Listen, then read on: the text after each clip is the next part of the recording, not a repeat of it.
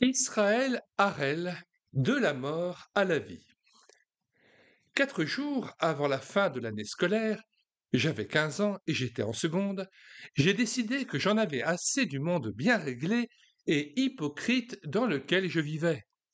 Je voulais quitter l'école et mes parents pour vivre comme un hippie et parcourir le monde. Je désirais découvrir par moi-même le vrai sens de la vie et de mon existence. J'étais persuadé que la musique et la drogue pouvaient seules apporter des solutions aux maux du monde. J'en avais plus qu'assez de l'école, des études et de la discipline qu'on nous imposait. Je voulais être libre, indépendant et en paix avec moi-même, et non esclave des traditions ou des hypocrites conventions sociales. Je suis allé au marché aux puces de Tel Aviv et je me suis payé un vieux manteau râpé qui correspondait à l'image que je voulais donner de moi-même. J'ai fourré quelques affaires dans un sac et je suis parti vers le nord d'Israël. Après plusieurs étapes, j'ai fini par arriver à Bon Port, à Achziv, sur la plage sud-méditerranéenne de Naharia, où un drôle de gars, Eli Avivi, avait installé son royaume hippie. Je suis né au kibbutz Hulda en 1954. Mes parents étaient tous deux sabras, entre guillemets, nés en Israël. Le terme de sabra désigne effectivement une personne née dans le pays d'Israël. Les parents de ma mère étaient venus d'Allemagne et son père était devenu l'un des chefs du Mapai, le Parti des travailleurs, et l'un des fondateurs du kibbutz Beit Hashita.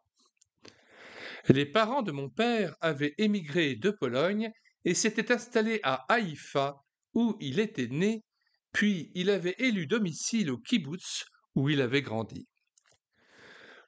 Le père de ma mère mourut alors qu'elle n'avait que 5 ans. Aussi fut-elle élevée par sa mère, qui était très dure et exigeante. En fait, mes deux parents grandirent dans des conditions difficiles sans avoir la moindre idée de ce que pouvait être une vie de famille normale et aimante. C'est pour cela qu'ils ne réussirent pas à nous élever, ma sœur et moi, avec chaleur et tendresse. Ils ont fait beaucoup d'erreurs dont nous avons souffert pendant très longtemps. J'avais 3 ans quand nous avons quitté le kibbutz pour nous rendre au Moshav Sde Mosha dans la région de la Chiche. Moshav, village communautaire où chaque famille possède sa maison et sa terre, mais où la production et la vente s'effectuent en commun. C'est là que j'ai passé mon enfance. Je suis allé au jardin d'enfants et aux cours préparatoires au village, puis, dès l'année suivante, nous avons tous deux été envoyés à l'école dans la banlieue de Kiryat Gat, la plus grande ville de la région de Lachish. Un moshav est un petit village avec une société fermée. Tout le monde sait tout sur les autres. C'est très bien de jouer dans les champs et d'aimer la vie à la campagne, mais si quelqu'un met le nez dans vos affaires et découvre votre point faible, vous serez catalogué pour toujours. J'ai toujours été plutôt grassouillet, ce qui a fourni un sujet de moquerie inépuisable à mes camarades. Comme mes parents ne m'apportaient aucun réconfort, j'ai grandi sans estime personnelle. J'étais bourré de complexes. À cause de ma timidité, je n'osais pas aborder les filles. Je réagis à tout cela en me comportant d'une manière sauvage et rebelle. J'eus vite la réputation d'être celui qui ne se conduisait jamais comme il fallait, ni à la maison, ni à l'école. J'étais toujours tourmenté par une foule de questions telles que: qui suis-je? Pourquoi suis-je sur Terre? Quel est le sens de la vie? Je ne pouvais accepter le monde tel qu'il était. Je posais souvent des questions qui plongeaient mes parents et mes professeurs dans l'embarras et qui me donnèrent la réputation d'être la brebis galeuse du troupeau. Je vis beaucoup d'hypocrisie chez moi et dans mon entourage, ce qui me révolta. Nos parents nous interdisaient souvent des choses qu'ils faisaient eux-mêmes. Pour moi, la différence d'âge n'était pas une excuse valable. Mon père avait une réponse toute faite à mes questions sur les conventions sociales. C'est ce que la société a décidé, prétendait-il. Cela ne me satisfaisait absolument pas et je cherchais de vraies réponses à mes questions existentielles. À l'école primaire, j'ai passé du bon temps, car je n'avais pratiquement pas besoin d'étudier pour réussir mes examens. J'avais de bonnes notes dans toutes les matières, sauf en conduite. Quand je suis allé au lycée, je suis tombé de haut. Le niveau était beaucoup plus élevé et je ne savais pas comment étudier sérieusement. Je n'avais pas la patience de rester assis chez moi à lire et à faire mes devoirs. Résultat, je ratais ma troisième et dus redoubler. Chez moi, je n'arrêtais pas de me disputer avec mes parents. Ils m'emmenèrent consulter un neurologue et plus tard un psychiatre. Ils étaient persuadés que j'étais épileptique parce que lorsque j'étais furieux ou déçu, ce qui était le cas la plupart du temps, j'avais des convulsions. En réalité, je jouais la comédie car je voulais avoir l'air aussi fou que possible afin de ne rien leur devoir, ni à eux, ni au monde qu'ils représentaient.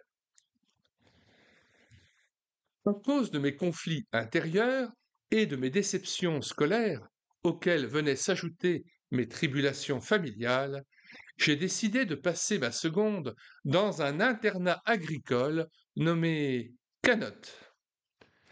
J'ai quitté la maison avec joie au début de la nouvelle année scolaire pour aller vivre à l'internat avec d'autres enfants de mon âge.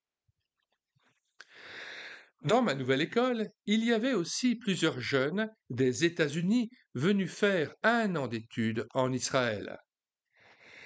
Ils nous ouvrirent les portes d'un nouveau monde en nous faisant découvrir des chanteurs contemporains comme les Pink Floyd ou Bob Dylan, ainsi que des drogues. J'acceptais avec enthousiasme ces nouveautés. Voilà donc quelles étaient les vraies réponses à toutes mes questions. La musique et la drogue étaient vraiment la solution à tous les problèmes du monde. C'est ainsi que je décidai de quitter l'école et la maison et d'aller vivre comme un hippie à Ashziv. Pour moi, la vie de hippie était idéale. On jouissait d'une liberté absolue, en pleine nature, sans convention sociale ni entrave. À Ashziv, je me joignis à un groupe de jeunes qui partageaient mes idées. Ils s'étaient rebellés contre les conventions habituelles et croyaient que la vie de hippie résoudrait toutes leurs questions. Nous nous asseyions en rond et fumions du hashish, persuadés que la drogue nous ouvrirait les portes d'un monde nouveau où tout ne serait qu'amour et paix.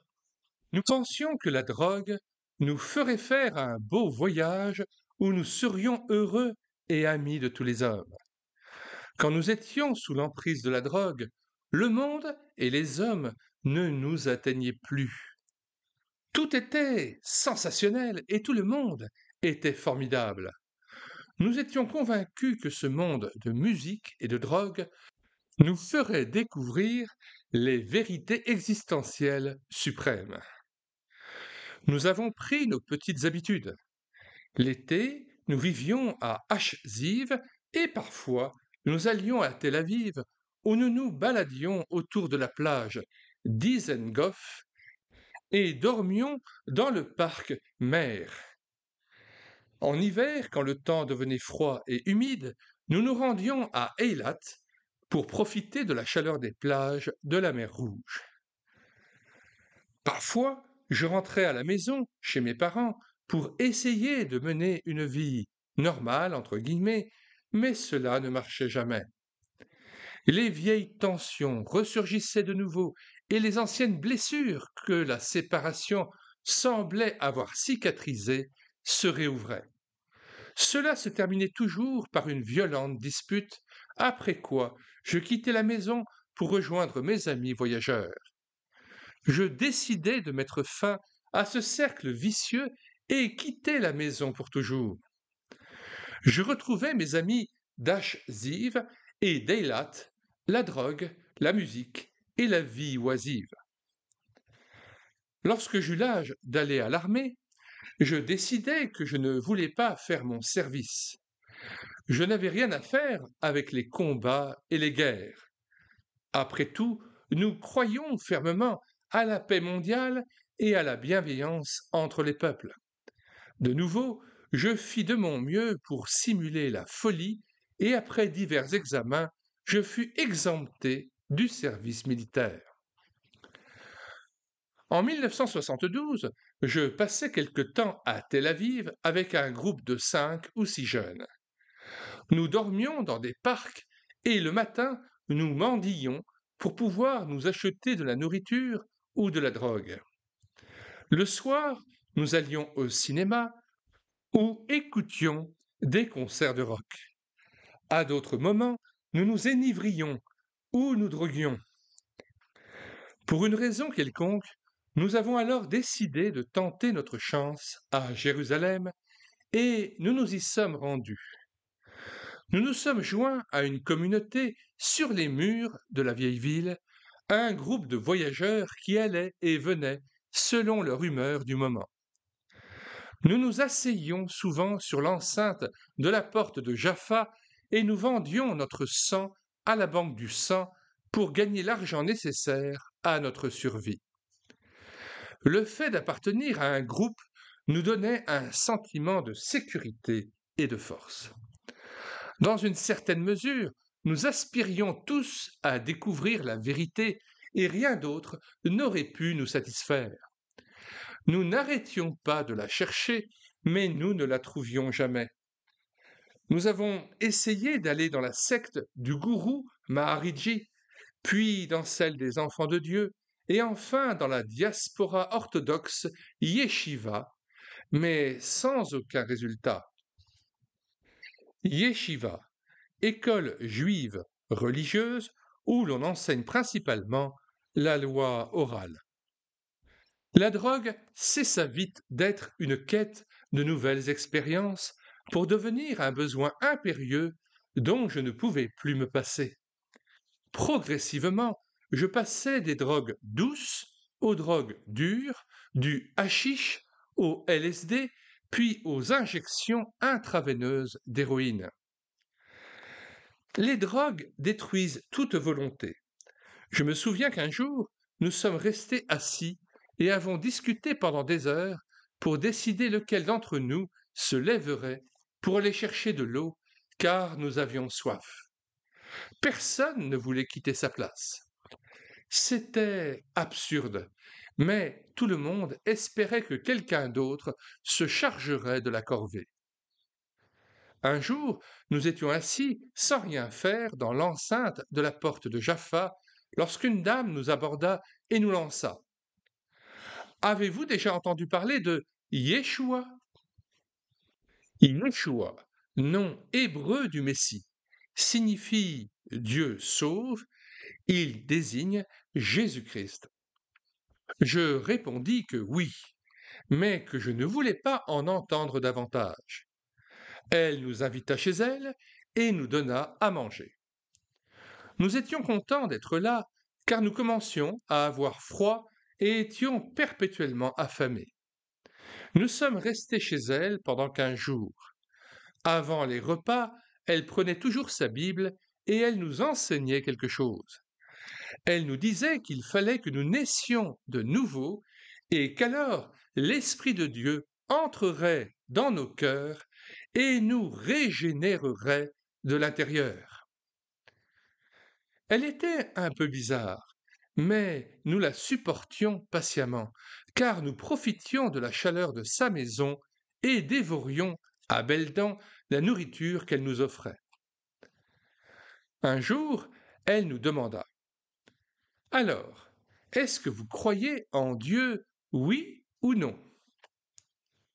Nous avions peur de dire non, parce que nous craignions qu'elle ne nous jette à la rue. Nous n'aurions pas su où aller. Après tout, elle nous donnait à manger et sa maison était bien chauffée. Alors, nous avons tous répondu: Oui, nous croyons. Bien que n'étant pas vraiment croyant, je fus stupéfait des choses qu'elle nous montra dans la Bible. Elle ouvra le Ténach, c'est-à-dire l'Ancien Testament, et nous lut des prophéties sur le Messie qui semblaient toutes accomplies par Yeshua dans le Nouveau Testament. Je vérifiai si son Ténach était le même que notre Ténach juif, et il l'était. Je me mis à le faire afin de vérifier ses dires. Je découvris qu'il y avait de nombreuses prophéties dans le Ténach qu'une seule personne avait accomplies au cours de l'histoire. Cette personne, c'était Yeshua de Nazareth. Je compris que ce qu'elle nous disait recélait une part de vérité, et j'acquis la conviction que Yeshua était le Messie promis. Cette conclusion déclencha en moi un véritable combat intérieur.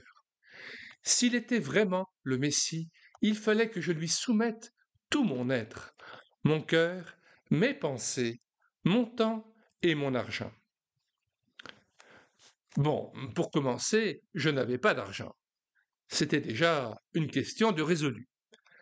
J'avais tout le temps que je voulais, cela ne représentait pas non plus de difficulté. Non, le vrai problème, c'était que je n'étais pas prêt à laisser quelqu'un me dicter ma conduite. Je refusais de me soumettre. Je voulais que ce soit moi qui commande. J'hésitais, luttais et remis ma décision à plus tard.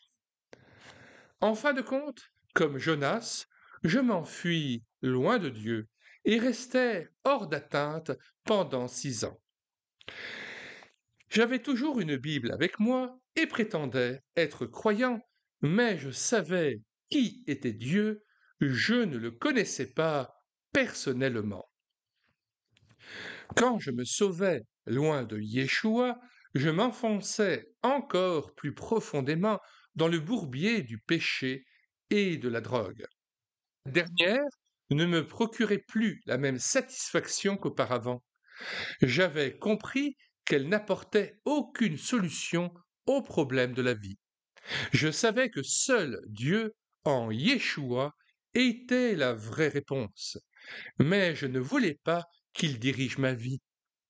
En conséquence, je me détruisais. Je finis par devenir totalement marginal. Je me rendis à Tel Aviv où je dormis dans les parcs de la ville. La nuit, je ramassais des bouteilles vides que je vendais le lendemain matin afin de me procurer de l'argent pour acheter de la nourriture et de la drogue. Je passais mon temps dans les parcs regardant le ciel avec désœuvrement, paria de la société, coupé de ma famille et de mes amis, qui ne voulaient plus avoir affaire à moi. En 1974, je suis allé en Europe et j'ai visité Amsterdam, véritable paradis des voyageurs. Nous nous sommes promenés autour des parcs, allant de groupe en groupe pour consommer et vendre de la drogue. Par la suite, je suis allé en Angleterre, puis en France, où j'ai travaillé quelque temps aux vendanges. À la fin, je suis retourné à Amsterdam. C'était l'automne. Le temps était froid et brumeux, et il n'y avait plus personne dans les parcs. Mon argent fondit, et quand je tentais de prendre le train avec un billet volé, je fus pris, arrêté et rapatrié en Israël avec un shekel en poche. Un shekel représente approximativement 0,25 euros. Le retour en Israël, je suis allé à Eilat où j'ai replongé dans la drogue. Finalement, j'ai été arrêté par la police avec 50 grammes de hashish sur moi et on m'a assigné à comparaître en justice. J'étais en liberté surveillée car j'avais déjà commis un délit et je savais que cette fois, je serais certainement condamné à une peine d'emprisonnement. Mais il y eut un miracle. D'abord, le juge oublia de citer mon cas, et ensuite, quand je fus appelé dans la salle d'audience où le procureur demanda la peine maximum, le juge se contenta de dire liberté surveillée encore une fois et surveillance par un éducateur. Oui, c'était vraiment miraculeux. Cependant, ma conduite ne s'améliora pas. Au contraire, je devins plus caractériel que jamais. L'éducateur, que je devais voir régulièrement, me proposa de me faire entrer dans une clinique psychiatrique, mais je refusai catégoriquement. Je finis par désespérer de la vie. Je savais que plus personne ne se souciait de moi, que nul ne voulait de moi, et que je n'avais aucun espoir d'amélioration. Je décidai de mettre fin à mes jours. J'allai dans une pharmacie et achetai une quantité de médicaments sans ordonnance que j'avais l'intention d'ingurgiter. Je me dis que si je mourais, ce serait formidable, mais que si je survivais, je téléphonerais à mon éducateur pour lui demander de me faire entrer en clinique psychiatrique. J'ai pris les médicaments et je les ai tous avalés, mais je ne suis pas mort. J'avais déjà consommé tant de drogue que ces pilules m'ont fait relativement peu d'effet. Alors, j'ai contacté mon éducateur qui s'est arrangé pour me faire admettre à l'hôpital psychiatrique d'Ashkelon. De là, j'ai été transféré à l'Institut psychiatrique Eitanim sur les collines de Jérusalem. Après observation et examen, j'ai été catalogué schizophrène paranoïde. J'ai passé 2 ans et demi à cet endroit où l'on m'a soigné avec des médicaments. Mais j'en ai pris tant qu'ils ont cessé de faire de l'effet. Les conditions de vie à l'hôpital étaient assez agréables. J'avais un lit bien chaud et de la nourriture à volonté. Le personnel fit de son mieux pour m'aider, mais tout cela ne servit à rien. J'étais dans un état pitoyable et je me conduisais comme un malade mental. J'étais très violent et j'essayais parfois de mettre fin à mes jours. Un hôpital psychiatrique est un lieu terrifiant, criblé de démons, sans repos, ni paix, ni tranquillité. On n'y dort pas vraiment. Quand j'avais besoin de quelques heures de sommeil profond, je brisais une fenêtre ou attaquais quelqu'un. On me faisait une piqûre intraveineuse de Valium et je plongeais pour quelques heures dans un profond sommeil sans cauchemar. C'était la meilleure chose que je pouvais espérer dans ce lieu. Il y avait là un psychologue qui abusait de sa position et humiliait les patients. Il détenait l'autorité et d'un trait de stylo, il décidait du sort des patients, guéris ou malades. Un jour, il mentit à mon sujet. Cela me mit dans une telle rage que je courus à la cuisine, saisis le premier instrument qui me tomba sous la main, en l'occurrence une fourchette, et la lui lançai de toutes mes forces. Elle le toucha à la tête et lui fit une profonde entaille qui nécessita des points de suture. D'habitude, dans de telles circonstances, le personnel me ligotait et m'isolait quelque temps dans un lieu clos. Mais cette fois, on décida que j'avais vraiment dépassé les bornes et on me mit à la porte de l'hôpital, ce qui était contraire à toutes les règles établies. Personne ne voulait de moi. Mes parents et mes amis avaient peur de moi. Je tentais de retourner à Eitanim, mais on refusa de me reprendre. Alors, je vécus seul sur les collines de Jérusalem. Je me disais, et voilà, Je n'ai plus d'espoir. Il faut que je me suicide pour en finir avec tous ces malheurs. J'ôtai ma ceinture et la suspendis à un arbre. Mais, à ce moment-là, je sentis une véritable force physique m'empêcher de réaliser mon projet. À la place, je décidai de me laisser mourir de faim et je ne mangeais plus rien. J'étais assis là, tout seul dans la forêt, attendant que la mort mette fin à ma misérable existence. C'était très ennuyeux de rester assis sans rien faire. Instinctivement, je sortis la Bible que je portais toujours avec moi dans mon sac et je me mis à la lire pour la première fois depuis des années. Je la lus longtemps et c'est alors que parmi les arbres, je fis une expérience extraordinaire. Mon esprit était toujours embrumé sous l'effet des drogues et mon cœur était encore dans les ténèbres du péché, mais j'eus l'impression qu'un rayon de lumière pénétrait en moi et déversait sa clarté dans mon âme obscure. Cela faisait 8 jours que j'étais seul dans les bois, et là, tout à coup, je sentis une paix intérieure. Toutes mes pensées confuses et mes luttes internes s'étaient subitement évaporées, et je jouissais d'une paix que je n'avais jamais connue auparavant. Je résolus d'aller à Nueiba, dans le Sinaï, pour rencontrer John, un chrétien hollandais dont j'avais fait la connaissance à Eilat. Quand j'arrivai à Nueiba, John n'était pas là. Il était parti à Jérusalem. Je l'attendis, et il revint 2 jours après. Je me joignis alors à un groupe qui dormait dans sa tente et étudiait la Bible avec lui. Malgré l'expérience que j'avais faite, je n'étais pas encore totalement guéri. J'avais été libéré de l'emprise de la drogue, mais je fumais toujours 3 paquets de cigarettes par jour, j'étais écorché vif et très amer. Ma compagnie n'était pas des plus agréables. Je ne parvenais pas à pardonner aux autres. J'avais encore besoin qu'une main aimante me touche et me guérisse complètement. J'avais entendu parler de Dieu qui avait accompli des exploits autrefois et ferait des prodiges merveilleux dans le futur. Mais j'avais besoin d'un Dieu qui fasse un miracle en moi à ce moment-là. Je me disais que les derniers jours m'apporteraient peut-être une solution. Quand le Christ, quand le Messie reviendrait, il me guérirait. Aussi entamai-je une étude assez approfondie des prophéties des temps de la fin. Je finis par laisser tomber. Je ne pouvais plus continuer ainsi. Je venais de recevoir une allocation d'invalidité.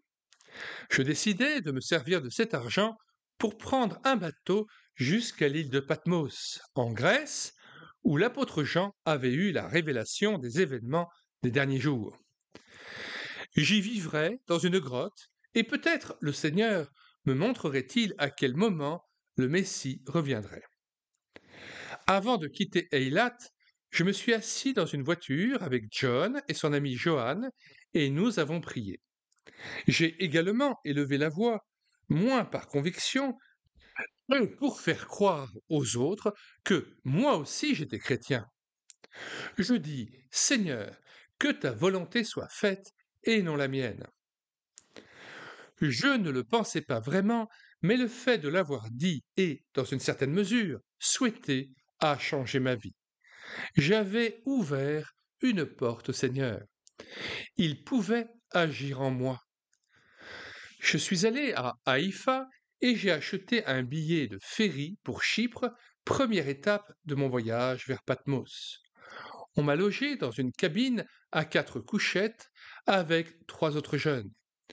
Nous avons discuté ensemble et j'ai découvert qu'ils étaient aussi chrétiens.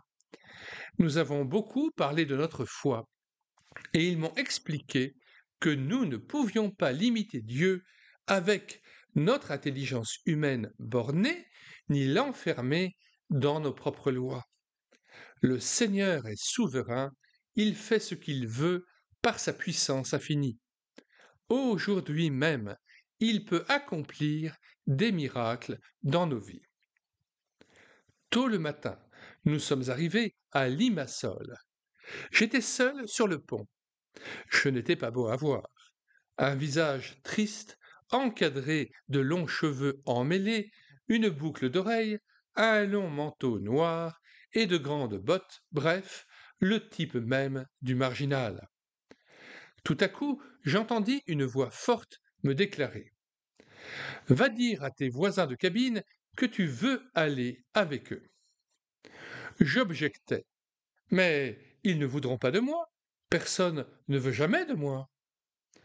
De nouveau, j'entendis la voix claire et autoritaire ordonner: Poursuis ton voyage avec eux. Je savais que je devais obéir, sinon je deviendrais complètement fou. J'allais les trouver et leur demandais si je pouvais me joindre à eux pour voyager. Sans aucune hésitation, ils acceptèrent aussitôt et ils m'expliquèrent qu'ils avaient l'intention d'aller dans un centre de jeunesse chrétien à 2 heures de route de Limassol. Pour je ne sais quelle raison, nous nous sommes perdus et il nous a fallu 9 heures pour y arriver. Le lendemain matin, je me suis assis et j'ai discuté avec un membre du personnel pendant des heures.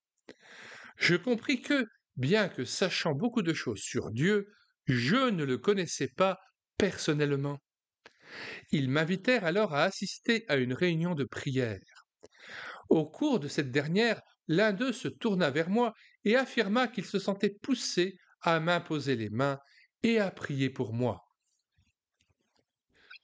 À ce moment de notre lecture, nous aimerions vous avertir concernant ce qu'on appelle l'illuminisme chrétien, pratiqué énormément dans les milieux charismatiques ou pentecôtistes et qui ont fait des ravages dans le milieu protestant évangélique. Nous mettons dans les commentaires de cette vidéo le lien de téléchargement de nombreux ouvrages et des audiobooks mettant en garde contre cette dérive du christianisme. Paul recommandait, d'une part, à Timothée de ne pas imposer les mains avec précipitation. Or, on voit que c'est ce que fait cet homme de la communauté à l'égard de cet homme qui témoigne de sa vie. Puis, la vision que ce témoin, ce jeune chrétien, a par la suite pose question. Le fait de dire qu'il voit le Messie de cette manière interroge en tout cas et s'apparente plutôt à une vision illuministe qu'à une véritable conversion. Ferme là ma parenthèse. Au cours de cette réunion de prière, donc, l'un d'eux se tourna vers moi et affirma qu'il se sentait poussé à m'imposer les mains et à prier pour moi. Cette suggestion m'effraya, mais je me dis qu'au point où j'en étais, je n'avais vraiment plus rien à perdre. Qui sait, cela pourrait peut-être m'aider. Il posa ses mains sur ma tête et commença à prier. Et tout à coup, je vis le Messie. Ses bras se tendaient vers moi pour m'étreindre. Je compris que depuis 6 ans, je n'avais pas cessé de le fuir. Il me dit: Je t'aime. Je répondis: Laisse-moi me débrouiller tout seul. Mais il ne me laissa pas. Il se tourna de nouveau vers moi et répéta encore une fois: Je t'aime. Je finis par craquer et fondis en larmes. Je déclarai: Pendant bien des années, j'ai essayé de vivre à ma guise et j'ai fini par toucher le fond. Prends ma vie et fais de moi ce que tu veux, mais je t'en supplie, aide-moi. Ce fut comme si une lourde couverture noire était soudain ôtée de mes épaules. Je ressentis un immense soulagement, comme si un fardeau de plusieurs tonnes m'était enlevé. Je me sentais léger, libre et pur. J'ai demandé si je pouvais rester au centre pendant quelque temps et ma requête fut acceptée. Je travaillerai pendant la journée et étudierai le soir. Je tentais d'imiter ce qui m'entourait et de mener une vie aussi bonne qu'eux, mais sans succès. Un jour, pendant que je lisais ma Bible, je me vis tout à coup debout, sous une cascade de lumière éclatante. Ce flot lumineux tombait sur moi, me traversait et me lavait intérieurement. Il me purifiait. Je vis de nouveau le Messie et je courus joyeusement à sa rencontre. Il me prit dans ses bras et m'étreignit. Je sentis que j'étais revenu vers mon Père et que cette fois j'étais complètement guéri. Ce jour-là, je chantais et le louais toute la journée, le cœur plein de joie. Je le remerciais de tout ce qu'il avait fait dans ma vie et de son amour pour moi. À partir de ce jour, ma vie s'améliora vraiment. J'ai passé 1 an à Chypre dans ce centre de jeunesse chrétien. J'ai appris les bases de la vie par la foi et Dieu me purifia de toutes les impuretés que j'avais accumulées au cours de mes nombreuses années de ténèbres et de péché. J'avais besoin de la discipline que j'y trouvais. Régularité dans l'étude biblique, la prière et le travail. Dieu m'apprit aussi à prendre les bonnes décisions, ce qui n'était pas facile après tant d'années passées à n'en prendre que de mauvaises. Et l'équipe me prodigua beaucoup d'amour, de soutien et de conseils. J'en avais désespérément besoin. Après avoir passé 1 an parmi eux, je retournai en Israël. J'étais complètement, totalement transformé.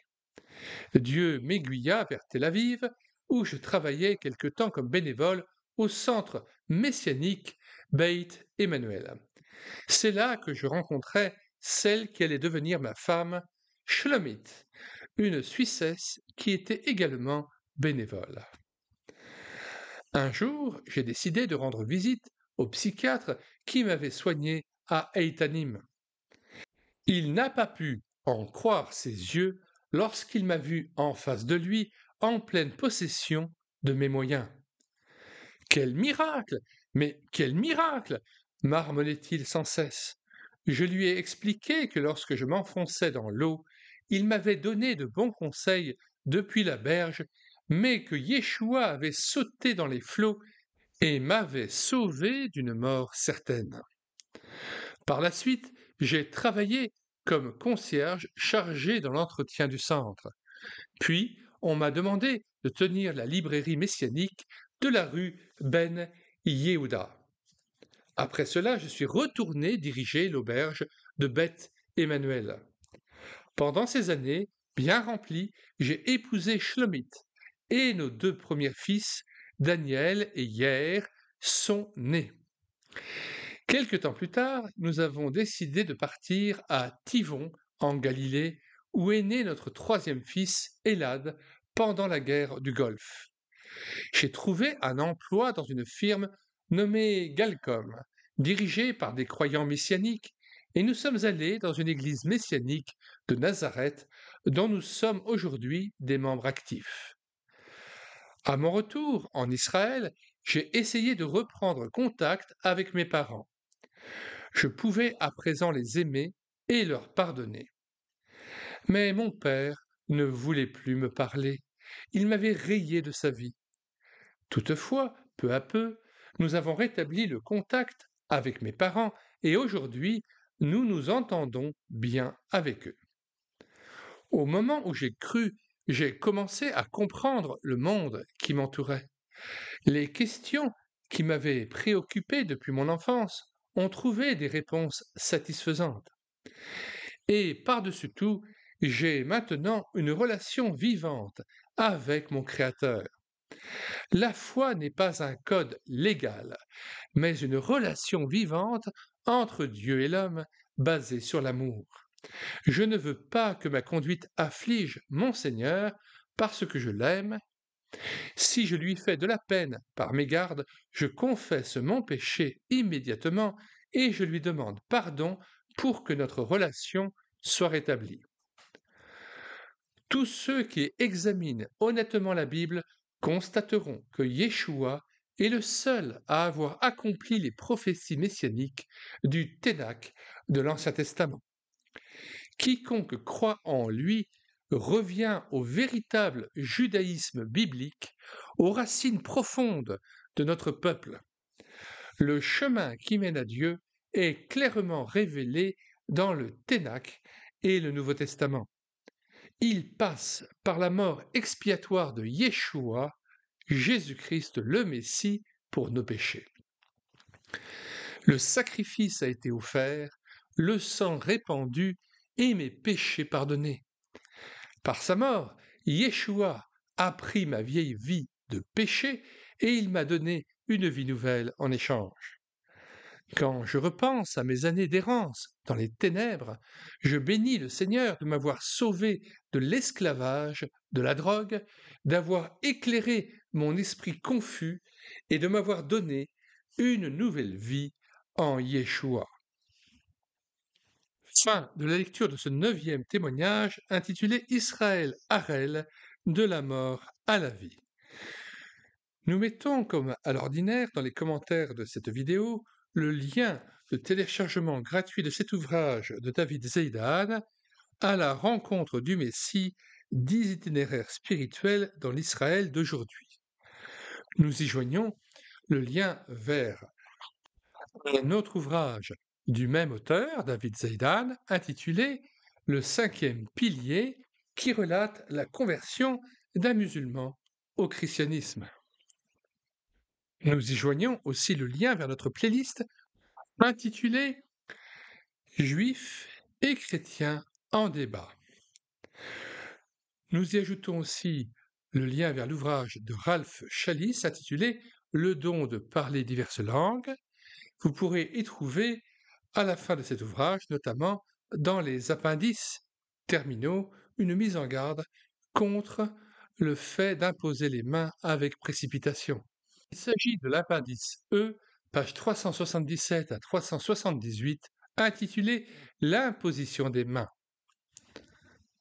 J'ai peut-être été prompte, à tort, de juger la manière de rapporter les visions qu'avait ce jeune homme en disant qu'il avait vu le Messie, mais après tout, qui suis-je pour juger de la manière d'agir de Jésus-Christ? L'apôtre Paul lui-même est bien tombé de son cheval, est devenu aveugle et a bien entendu le Christ l'interpeller dans l'état où il était, désespéré et persécutant les chrétiens et étant dans un état d'esprit complètement opposé à lui. Donc, il est fort probable que ce récit de conversion soit authentique, du moins je veux bien le croire, mais nous devons aussi de faire attention et d'émettre des réserves sur un certain mysticisme qui pourrait exister néanmoins, et c'est pourquoi je voulais quand même tempérer sur le terme des visions qui était donné ici. Cette mise en garde contre les visions nous est donnée dans Colossiens 2, versets notamment 16 à 19. Ce que nous pouvons dire, c'est que cet homme a vu sa vie réellement transformée et que les fruits de sa vie ont montré, semble-t-il, une vraie conversion. Et c'est cela qui est réjouissant. Nous voyons là quelqu'un qui était esclave du péché et de la drogue, que Jésus a racheté, délivré, et qu'il a fait de lui son enfant.